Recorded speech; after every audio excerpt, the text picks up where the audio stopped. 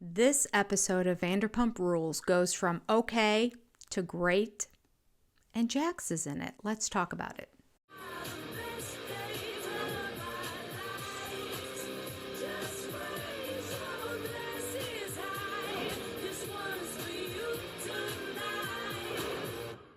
Okay, the name of this episode is called Jax Attack.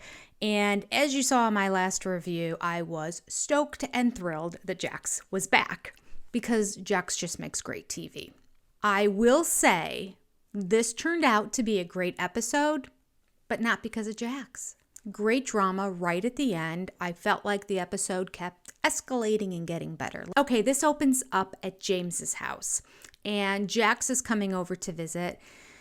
And they're doing their typical pretending like he happened to just stop by, and they're chit-chatting, even though Jax lives in the Valley and James lives all the way in Burbank. But okay, he happened to be in the neighborhood.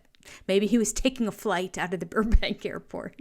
Anyway, IKEA's there. He could have been going to IKEA. Doesn't matter. Set up or not, Jax shows up. The two of them are chit-chatting around, and Jax is asking about how many people does he expect to be at the event, and apparently Jax has approached James and said that he wanted to host an evening when he's DJing at SUR, like I guess maybe hosting the See You Next Tuesday or something like that. I don't know how often James DJs. But according to James, he says, let's do baby steps and start with a brunch. Like James is the boss.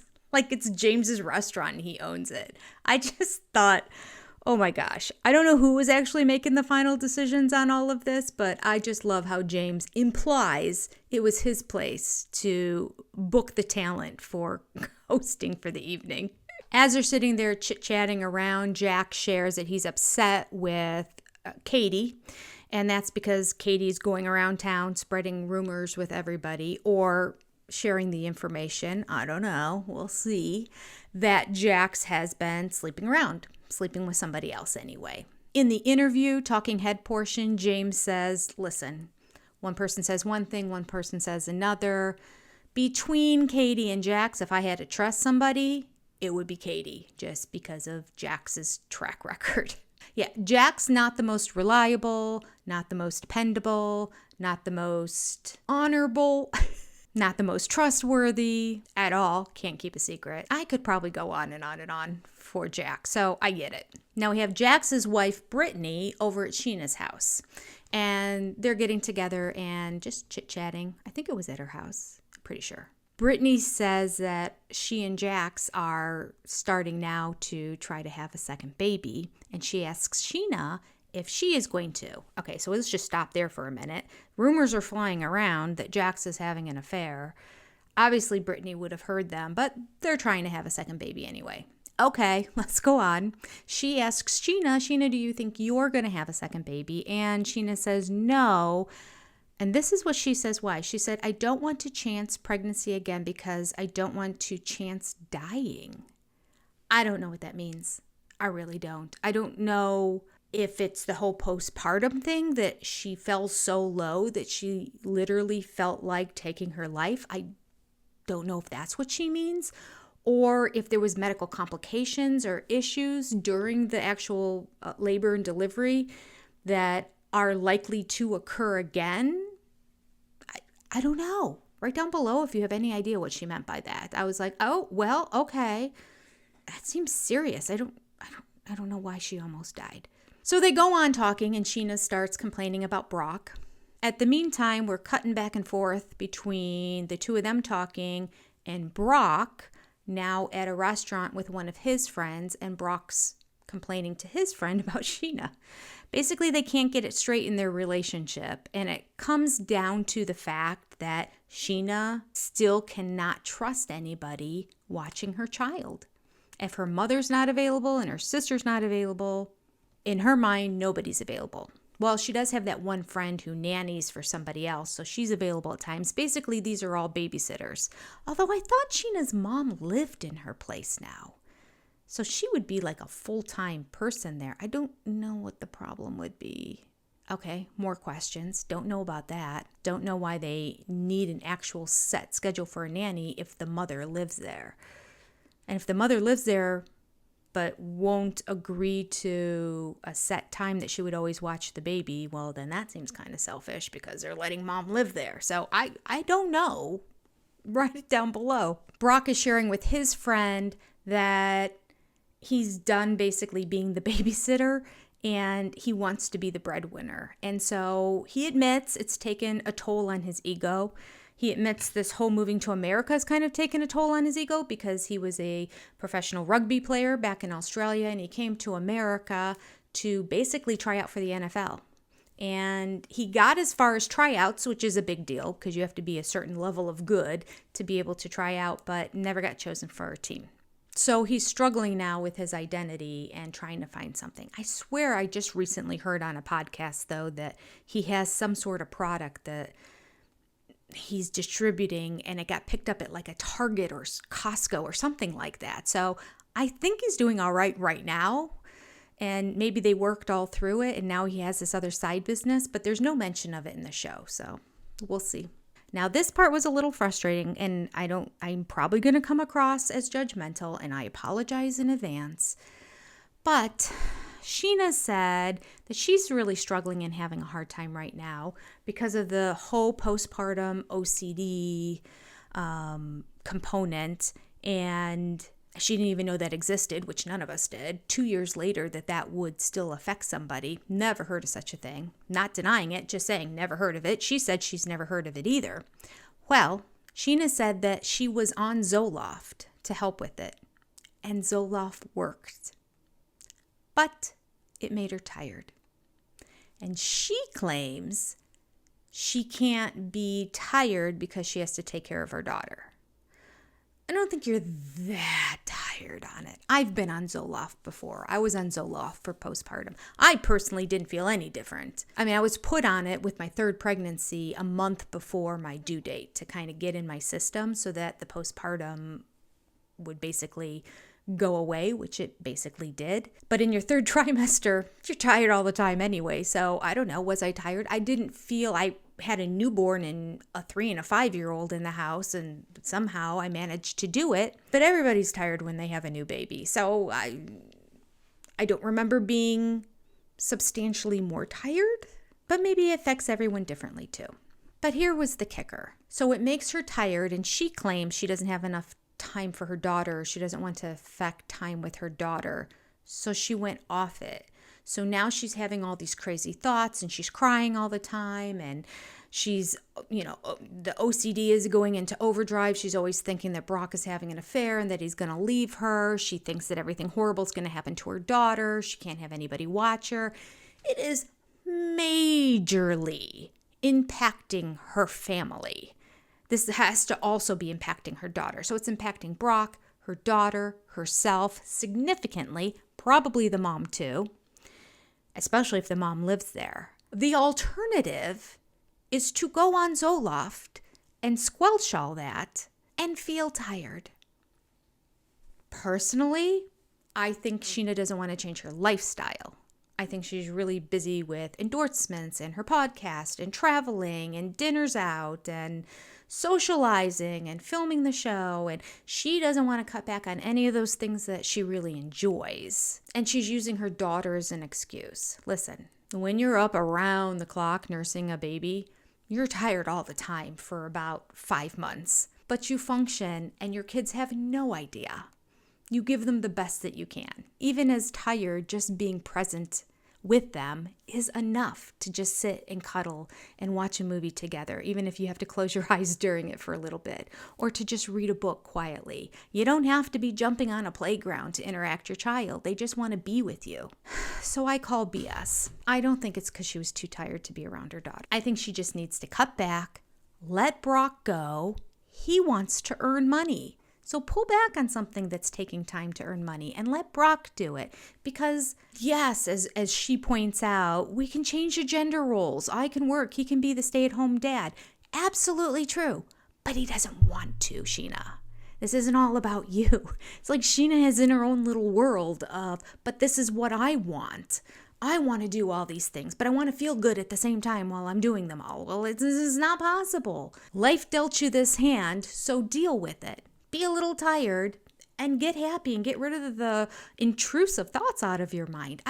This seems like a no-brainer to me. And I don't know where mom is involved in this, but I hope that she's putting her 2 cents in and saying, please take the Zoloft. Okay, off my pedestal. She's having no regard for Brock and Brock's position on all of this. She's just like, you stay home. You be the babysitter.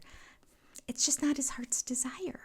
He wants to be the breadwinner, and she wants to be with her child all the time. This is such a no-brainer. I can't even. The fact they're still arguing about this makes me think maybe she's being irrational because of the OCD. And again, maybe this would all just work itself out if she could get back on the Zoloft. We'll see what happens. But it's starting to get frustrating to watch. She's spending more and more episodes complaining about this OCD, and now finally admitted to us that she has a solution that worked, but she's choosing not to take it. Okay. Let's go to Katie and Tom Schwartz. They're sitting down together at a restaurant. If I have time, this is a crazy busy week, and I'm like a week behind on getting these out anyway. But in case I don't have time, let me just explain to you. Just about maybe 2 episodes ago, they were in the backyard at Ellie and James's house. This was the water tasting event. They were talking in the backyard, and Schwartz was saying to Katie, like, I want things to be good with us. I want us to be okay. She's like, yeah, fine, whatever. It's fine. It's okay. And he's like, I just want to be able to hang out with you and not be uncomfortable. Like, go grab a bite to eat. She's like, I am not grabbing a bite to eat with you. And he's like, not as a date, like his friend. She's like, I'm not going to dinner with you or lunch with you. Because he said, he also said, not dinner, just like lunch as friends. I am not going to lunch as friends with you. It's over. I mean, she was really kind of mean about it. And here we are a couple episodes later, and she's having lunch with Schwartz. And her reasoning is because, they spent a lot of time together, and she wants to maintain a friendship with him. It's exactly what he said he wanted, and you said absolutely not. These people. Anyway, I just wrote, it was nice, and I was happy to see them together. They look cute together, getting along, finally. I appreciate that. And Katie was smiling, so that was a nice treat too. We cut to Sheena and Brock, who managed to get a babysitter, or no, mom is probably watching. They're going out for their anniversary dinner, and then they're staying at a hotel that night. So they're at the dinner, and they're talking to each other. Again, the topic of conversation comes up to be the state of their marriage and how are they going to handle priorities and time and summer moon. Brock says that he has this desire to make money because he really wants to take the pressure off of Sheena, who apparently feels a lot of pressure to make a lot of money because she's doing a lot of different things. And I know Bravo pays quite well, and she's been on that show since its inception, so she's making good money.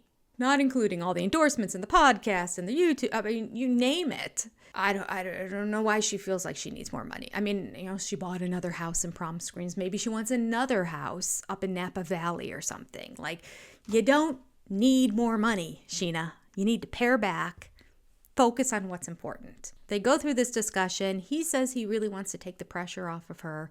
And she says, you are taking the pressure off of me when you're watching our daughter, because she has that anxiety when he's not watching the daughter. And she said, this is your second chance to be a great dad. And then he starts to cry.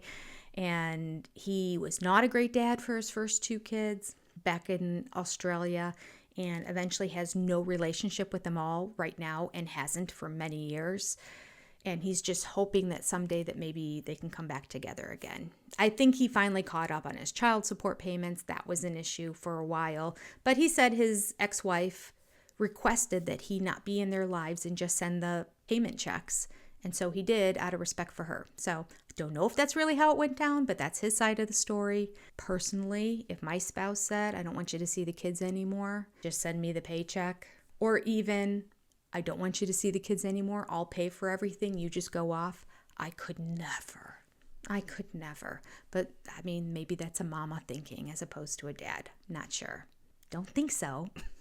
I think there's many dads that think that way too, but so there really wasn't a resolution in all of this. Basically, Sheena said, I like it the way it is because you're there all the time watching our daughter, and so that's contributing, and that's better than bringing money in.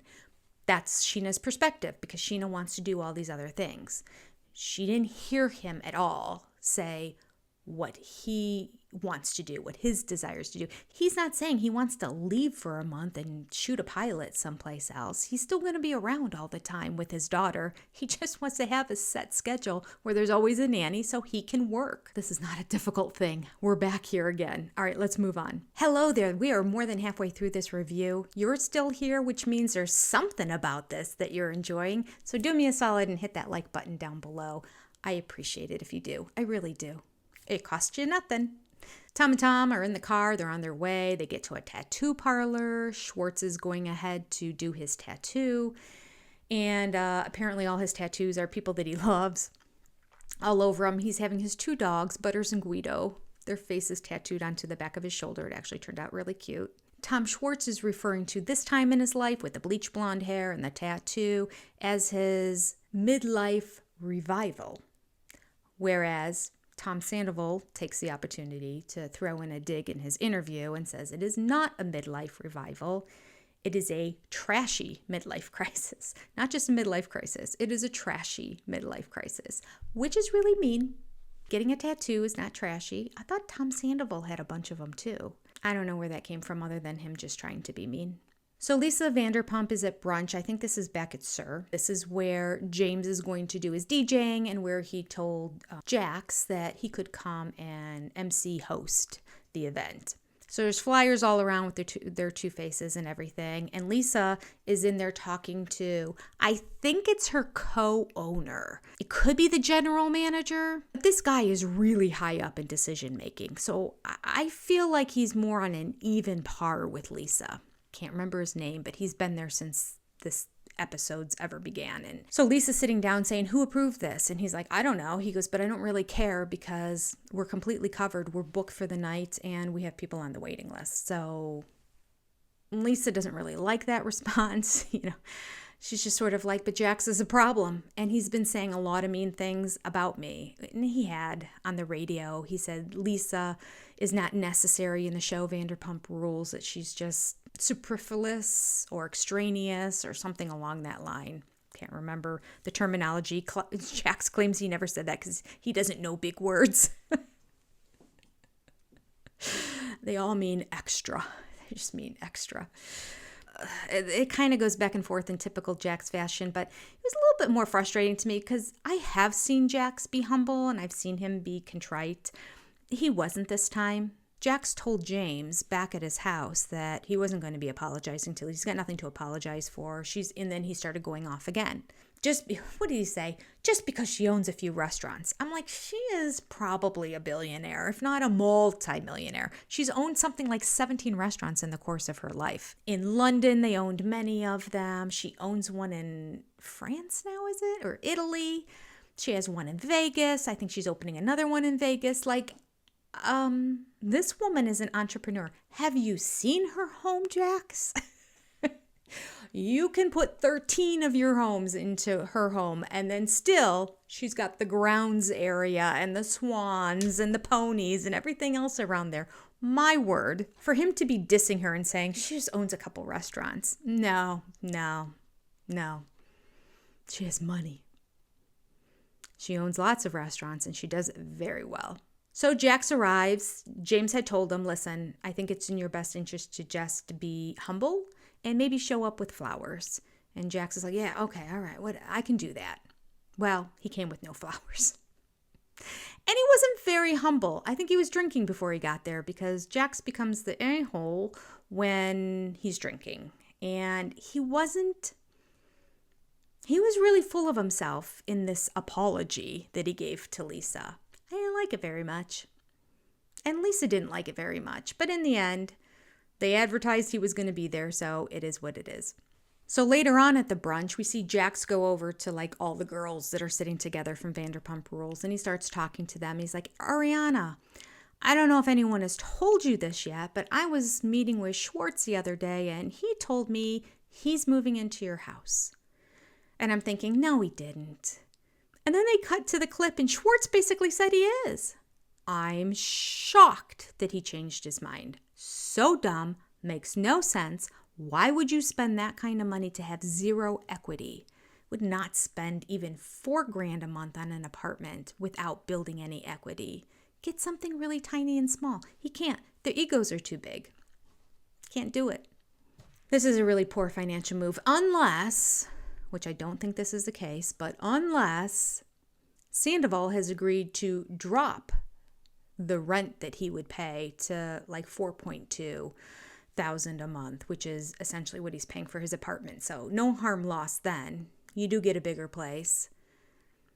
I mean, you still only have your bedroom. You don't get your own place, but you do have more space, I guess. That would make sense. But if it's still at $6,000, buy something and start building equity. Come on, Schwartz, you can do this. James goes up to SANDOVAL, who shows up late to the brunch, and he invites him to come over to his house after brunch. He said he's having a pool party and everybody's coming. SANDOVAL's touched. He's happy he invited him. James said, yeah, listen, I'm not going to carry anger over any of this animosity that we have between each other. We just have to be grown men and get over it. SANDOVAL says, I'm glad you can recognize that, James. Kind of condescending.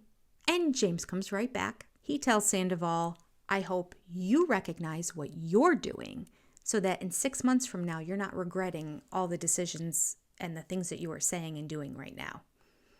And that scene ends with SANDOVAL kind of nodding his head and thinking, all right, it would be nice if a little bit of that information got through his thick skull. We'll see. So we end the episode at the pool party at James's house.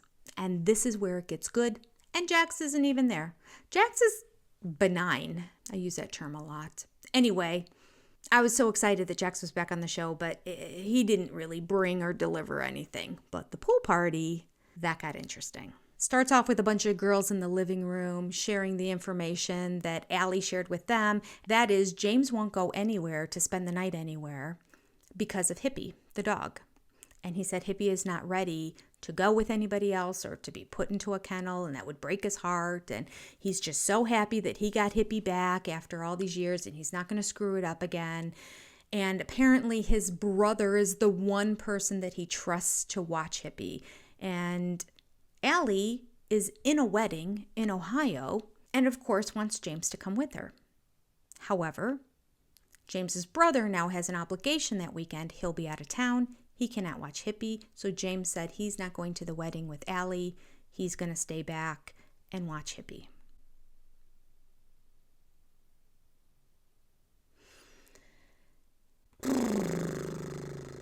This is really a tough one. It really is. So I'm really frustrated with James. I'm like, there's going to be somebody who can watch your dog, right? And really, in the end, I think that's my stance. But I do want to acknowledge that James is really trying to get this dog under control. And he knows that if he makes the wrong move, and this is going to be a 4-day trip, he's gone for 4 days, and the person doesn't really follow all the exact same protocol that he had before for Hippie. So I see James's point of view. And James is crying because he walked in as the girls were all gossiping about this. He walked in and they're like, okay, we're talking about you. And he's just like, I just can't do it. And they're like, yeah, but that's not fair to Allie. Poor Allie. Allie didn't even want the dog. And now she's got this crazy dog. And she's sacrificing by the cats can't sleep in her room anymore. They have to go somewhere else. And she's doing all this stuff for you, for the dog. And now she has something she wants to do, which is bring you to this wedding that she's in and spend the 4 days there together with her friends. And you said no because of the dog, and the dog is kind of getting in the way of the two of you. So it really is kind of a quandary. I think the solution is he can find somebody else who he can train how Hippie needs to behave and how Hippie needs to have things done, and they can have him come over and spend the 4 days. I mean, my goodness, have Katie do it. Katie Maloney's got nothing to do. She's got no kids. She's got no spouse. She's got no job. There's a friend right there. I don't know why Katie just didn't volunteer to go over and do it, actually. I don't know how close of friends these people really are. That would have been the first thing out of my mouth, even if I had obligations at home. Let me come just stay at your home. Teach me exactly what you wanted to do. I'll do it. Wouldn't any friend do that? Okay. There's a little bit of a scuffle between Jax and Katie, and that is because Jax is really upset that Katie's going around town saying that he's having an affair, and Katie said, well, do you know how the internet works? The photos are all out there of you with this girl, and he's like, just because I take a picture with a girl doesn't mean I'm having an affair. Good point. I'm assuming the girl said she slept with him and that's where it's coming from, but I don't know. And I don't know where the picture was or what it looks like or if it was compromising or anything. So I don't have enough information to call it on this one, but a little bit of an argument, and eventually they both agreed they hate each other and they walked away. So that was that. Now, the best part of the episode was like the last 2 to 3 minutes. First, Schwartz takes Ariana to sit down over at the side, and he says, listen, I need to talk to you. I need to run something by you. I want your opinion. And she's like, yeah, no, I know. I heard about it. And he's like, yeah. He goes, well, he just asked about me. He's like, what would you even think about it? And she said, I don't care. It'd be fine. And he's like, whoa, that's not what I expected at all. He's like, I didn't want to make waves. I wasn't going to do it because of you. And she's like, I don't care. She's like, you want to take on that kind of rent? That's crazy. And then Schwartz shares information that made my jaw drop. He said, okay, let me get this right. I wrote it down. He doesn't know if he's going to be able to afford it either. And I'm thinking in my mind because of the $6,000, which is justifiable. But the part that Tom is going to be taking on, he said that after he refinances, it's going to be 10%. 10%. So I'm assuming 10% interest, right? Who pays 10% interest? My goodness. So horrible credit history, bad credit report. Tom Sandoval is refinancing the house in his own name because he has to get it off of Ariana's name. It's getting refinanced for 10% interest. And she's like, whoa, that's going to be like $20,000 a month. And he said, oh, it's $22,000. Who would pay $22,000 a month? Oh my gosh. And then I got confused because I'm almost positive it was $1.5 million, this house, because I remember him having a conversation with Jax. Pretty sure it was Jax. Could have been James. But in the past, last season, maybe the season before, I can't remember. But at one point, well, actually, I think it was about the time that they bought the house. So after they bought the house, a conversation was had once and somebody said something about Tom Sandoval's $1 million house. And he goes, 1.5.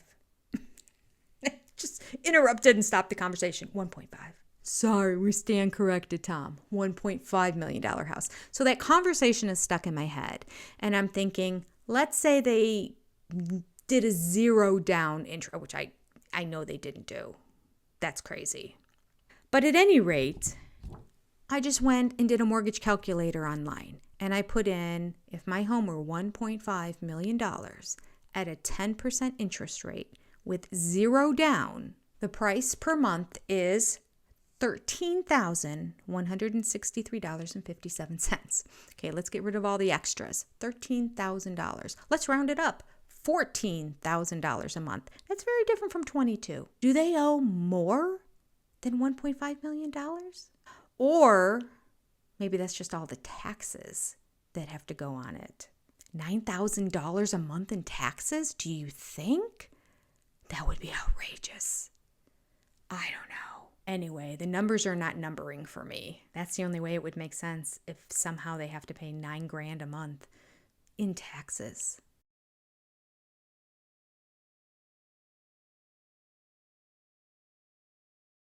Jiminy Christmas. Okay, just sell the house. Sell the house. Start over again. Start over on something you can really afford. I'm really curious what kind of equity they'd get out of the house. Okay, that's just my opinion. But Schwartz seems like he's seriously considering it, even with the numbers at that. I can't wrap my brain around it. But sure, Sandoval wants to have Schwartz as a roommate because now he has somebody paying $6,000 a month towards his mortgage. It's a large house. There has to be at least one more bedroom. He should just get two of his band buddies to move in and pay. Well, maybe they couldn't afford it either. I don't know. Schwartz might be the only one that can afford it. And it doesn't seem like Schwartz can afford it. Okay, let's move on. As they're sitting there, Sheena and Brock are having this argument that's escalating more and more and more. And it starts off because Brock is relaxing in the pool on a floaty with a drink, having a good time. And Sheena said, okay, guys, well, it's time for me to cut out and get out of here, because if I leave now, I can get home by 9 p.m. and put my daughter down to bed. And Brock says, that's why we have a babysitter. The babysitter can put her down to bed. It's fine. And Sheena just starts yelling, I want to be home at 9 to put my child down to bed. I. This is the Sheena I episode. Again, no respect for Brock. I get if she wants to cut an evening short because she wants to put her daughter down to bed. Okay, doesn't need to. She's there almost every single night. But okay, so she wants to do that. Now, we saw in previous episodes her daughter was like, bye, mommy, when she wasn't like crying and reaching out when Sheena left the house. She's fine. All right.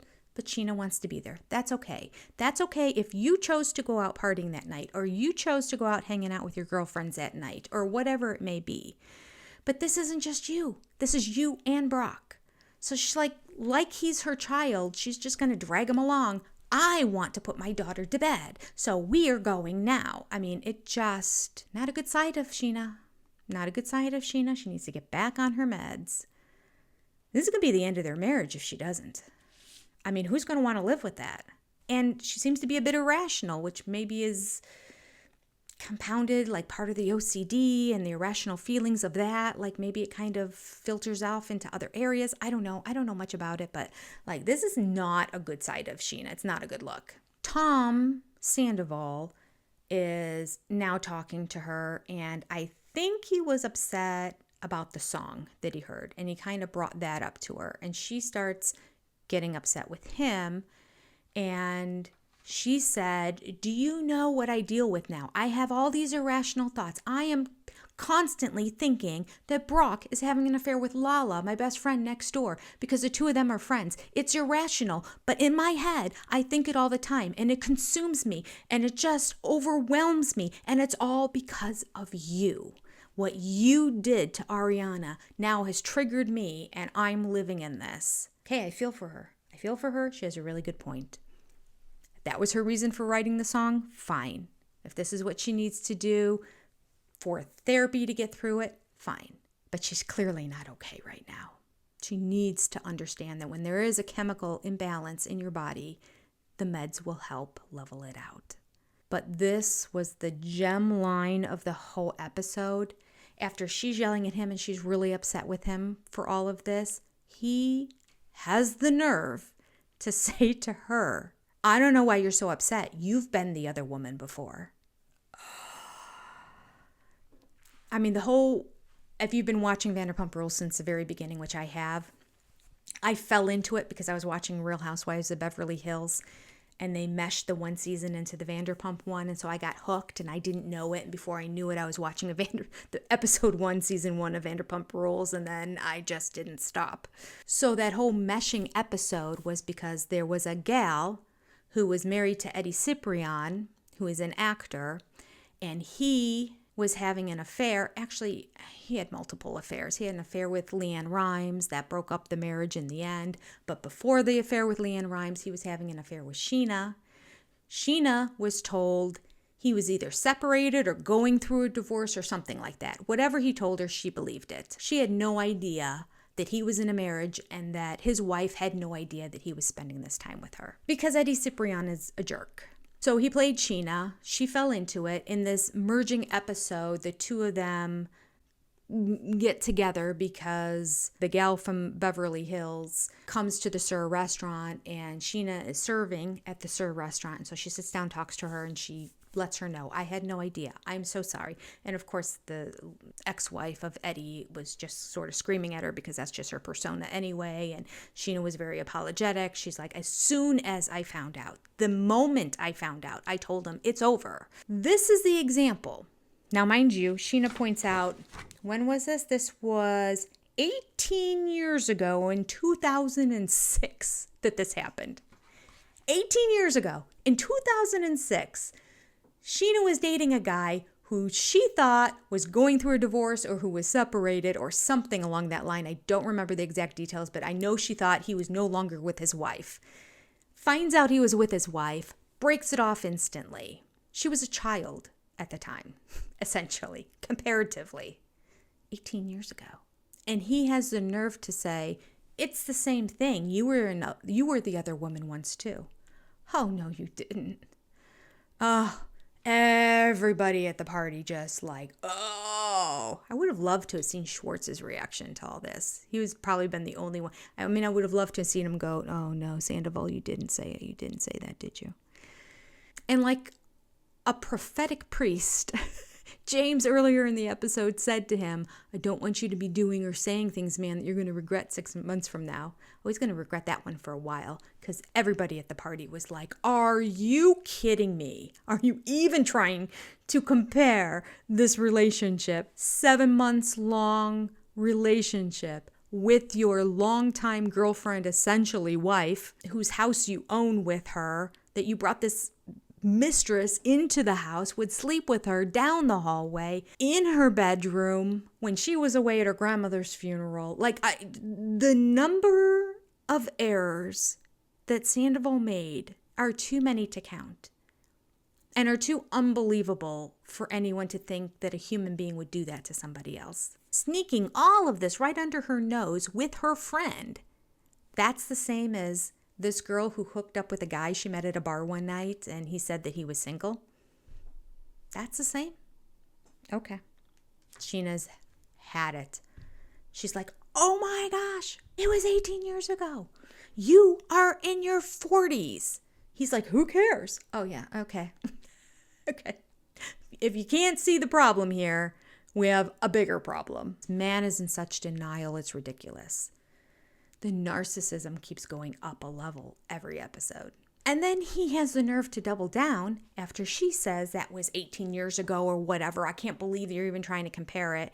And that was just a small part of the comparison. It was the amount of time and how young she was versus the amount of time his was and how it's recently fresh in that. And he goes, well, mine was 6 months ago. It's in the past too. I can't. He said that seriously, like he really meant it. I'm not even going to explain all the problems with that comment.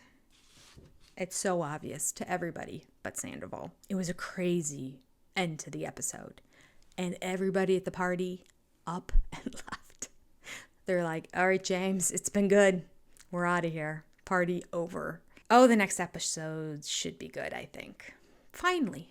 Vanderpump Rules is getting good. How many episodes into the season are we? Episode 13. Episode 13, and there's finally a good episode. And really, the episode was not very good. There was finally a good 10 minutes. All right. I am hopeful this is a sign that it's a springboard off into some good content going forward. That's all I have for today. I will do my best to get the next review out in a timely manner to you. Take care and let me know down below what you thought of this episode. Goodbye, everyone.